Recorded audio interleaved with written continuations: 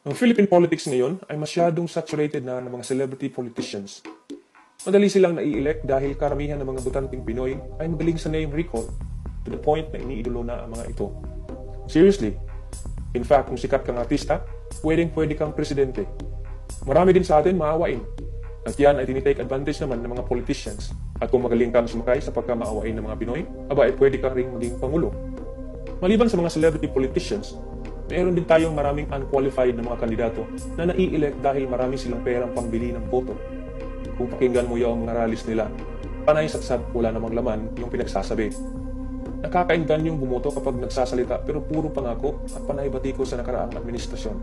Samantala, yung mga competent na mga kandidato, yung mga talagang alam ang ginagawa at binabase ang mga pananalita sa experience, sila pa yung hindi nai-elect. Celebrity politicians na proven to be useless at aksaya ng pera ng taong bayan ay common sa Pilipinas, samantalang yung mga matitino at talagang magaling bihira lamang. So ano nga ba ang meron sa isang parliamentary system maliban sa pagbibigay ng katapusan sa mga stupid politicians? May real accountability ang isang Philippine parliamentary system. Ang Philippine presidential system, wala. Kung napanood nyo ang mga previous videos, malalaman nyo kung bakit, at kung gusto nyo i-argue yan, tingnan na lang ninyo ang nangyayari sa bayan. Ang Philippine parliamentary system ay may fully functional opposition. Maraming members ng opposition tumatayong mga shadows ng kanilang counterpart na nasa gobyerno. So hindi uubra ang mga korap at inutil ng mga politiko sa sistemang ito. Ang Philippine government sa ilalim ng presidential system simula noong itinatag ang 1987 Constitution ay walang tunay na opposition.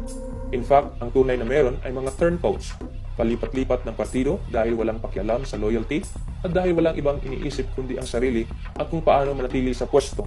Prime example, the Senate President. Ang Philippine parliamentary system will always have an alternative government and policies to offer. Ang mga policies ng government of the day at ng opposition ay bukas for public scrutiny at debate. Ang alternative government na meron tayo sa Pilipinas ay na-achieve through political protests, mob rule, revolutions, de facto coups at impeachment. Common sa parliamentary system ang period na tinatawag na question time. Araw-araw itong ginaganap habang nasa session ang parliament. Tinatanong ng mga miyembro ng parliament ang gobyerno na pinamumunuan ng prime minister ang lahat ng aksyon at magiging aksyon nito sa lahat ng isyu sa pagpapatakbo ng ekonomiya. Ang government na pinamumunahan ng prime minister at ang opposition na pinamumunahan ng opposition leader at lahat ng members ng magkabilang panig will take turns sa pagtatanong at pagbibigay ng sagot sa mga katanungan. Mabisa ang question time sa pagmo-monitor kung gaano ka-epektibo ang pamamahala ng gobyerno. Ang question time sa parliamentary system ay nagiging venue din para maipakita ng bawat miyembro ang husay nito sa pamamahala at ang kakayahan nito sa pagdedebate ng iba't ibang issue. Venue din ito para malaman ng publiko kung sino ang magaling sa pamamahala, ang government of the day o ang opposition na nag-o-offer ng alternative government. Minsan verbally brutal ang sagutan sa question time, pero bihirang-bihira na mahahantong sa physical confrontation. So kayo na mag-imagine kung anong mangyayari sa mga corrupt at bobong politicians sa question time. Sa current government setup ng Pilipinas, napakahaba ng listahan ng mga incompetent politicians sa lahat ng sangay ng pamahalaan. Ang Congress ay pinamamahayan ng maraming celebrity politicians who are proven to be useless. Hindi nga marunong mag-formulate ng saktong linya ng pagtatanong sa debate pa kaya. Sa pag-aaral ng 3 political scientists ng World Bank, nadiskubre na may 4 na institutional factors na nakapagpapababa ng korupsyon.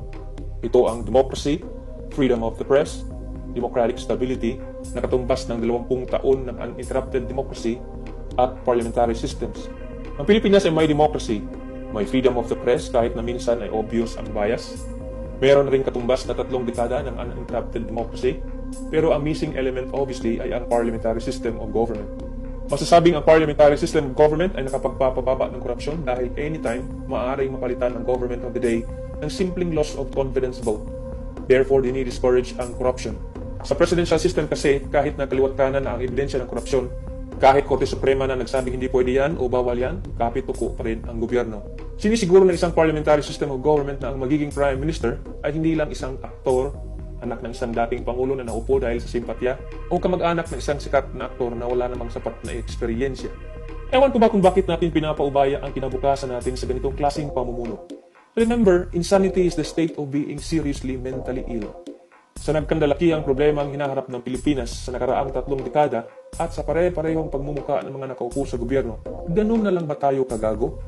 Doing the same thing over and over again and expecting different results, ika nga, mananatili ba tayo sa presidential system o oras na para sa isang parliamentary system? You choose, you decide.